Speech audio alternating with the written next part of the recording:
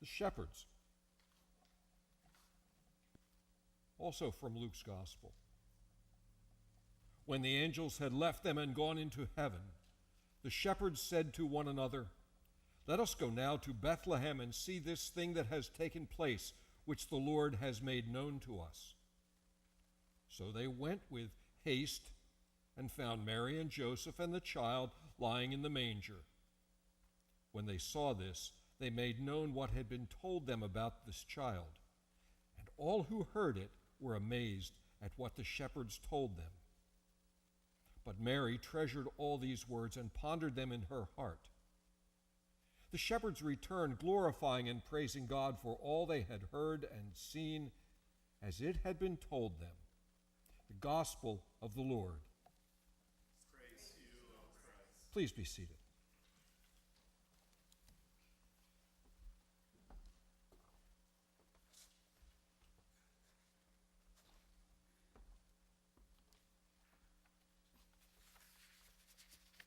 It's a new beginning.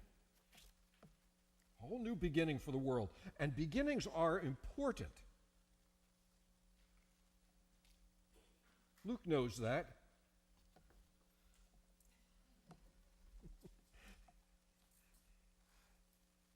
Luke sets the whole context for what he's going to say in his gospel with these words that we've heard this afternoon. Luke's going to tell us about the Christmas story. He's going to set the tone for what we see and hear and do, and how we hear God's promise. Now, all over the years, I've heard people say,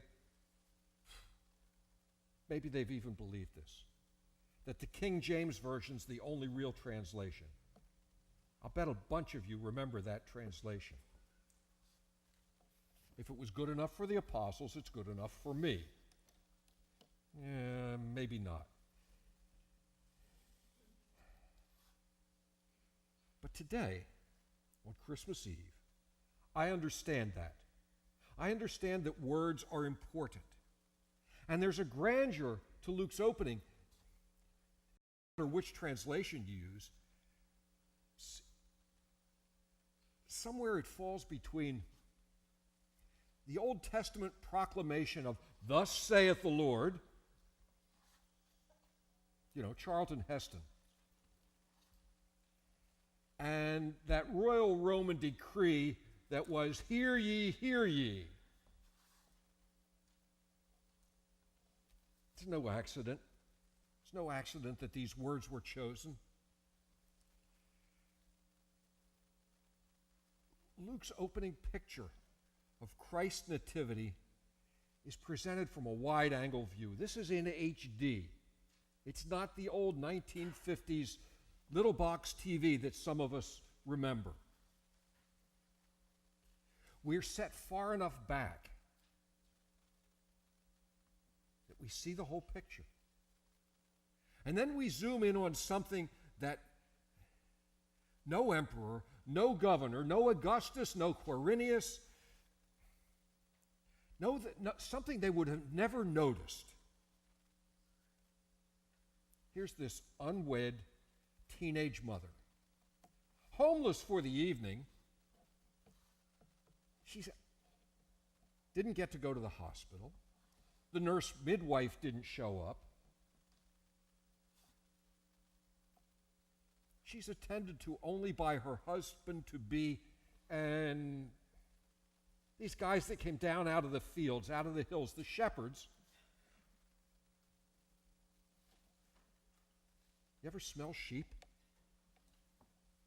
These smelly guys. It's an absurd scene. If you saw this on a reality TV show, you wouldn't believe this one. You might believe some of the others, but not this.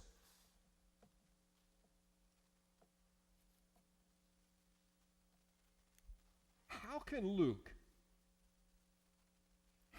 imagine that this birth matters? How can he imagine that it matters, let alone warrants being placed on the world stage with an imperial census and other matters of state. He's mentioned Augustus, the emperor. He's mentioned the governor, Quirinius. And this simple single birth matters. It's this juxtaposition of the grand, there's the emperor, and the meager, this unknown baby born in a stable.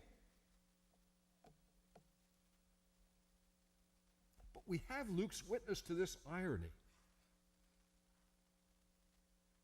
And even the absurdity of it is what we celebrate today. God, creator, ruler, sustainer of the cosmos, not only notices us, our ups, our downs, our dreams, our disappointments, our triumphs, our tragedies, but God also cares enough about us to take them on, cares enough about us to become one of us, cares enough about us to become one with us. So Luke's grand opening quickly turns to a simple, even homey story, and it's the gospel in a nutshell. The immortal, all-powerful God does not shy away from ordinary, finite, even mundane creatures like you and me. No. God draws near. The immortal, all-powerful God is eager to embrace us like a lover too long separated from his beloved. Isn't that astounding? Isn't that amazing? Yes, it is. Through God's embrace of our lot and our lives, we not only learn about God, we learn that God is love, that God will not give up on us, that there is no length or depth to which God will not go to reach us. And in all this, in the midst of all this that we learn about God, we learn something about ourselves. In fact, we learn something about all of God's good creation. We learn that we have worth, that we have dignity, that we and the whole creation is of unmeasurable value to God. We learn that those around us are the treasured children of God, that God came to dwell in ordinary human flesh, and in this way hallowed it, made it holy, and did that for all of creation. And that set the pattern for us to similarly honor each other and all of God's good creation.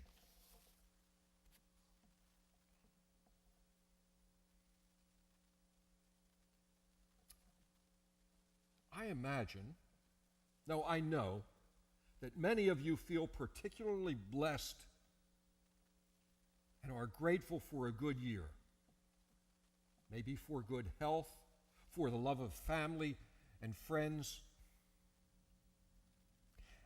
And today, you may hear that God not only notices, but also is glad for their blessings and promises, to use them to share blessings with those around them, with all your friends, all your family. But I also know that there are many of you who gather today who have to put on a joyous face because you're hiding pain, you're hiding uncertainty, you're hiding fear. For that's what your life is about today.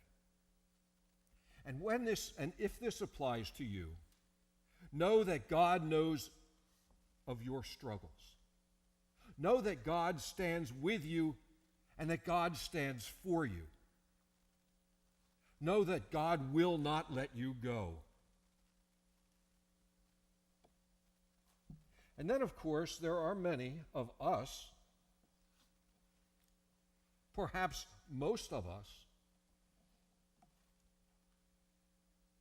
who come holding both, who come holding joy and sorrow, holding hope and fear. That it's with the everyday events of life that we live. And yet all of us on this night, like the shepherds to whom the good news was first given, we're met right smack in the middle of our lives, honored by God's attention, greeted with the good news. But then there's one more thing. In both our joy and our sorrow, in our laughter and in our tears, knowing that God is with us, we are sent to bear witness to others. It is a day of joyous celebration, but it's also a day of renewal for us.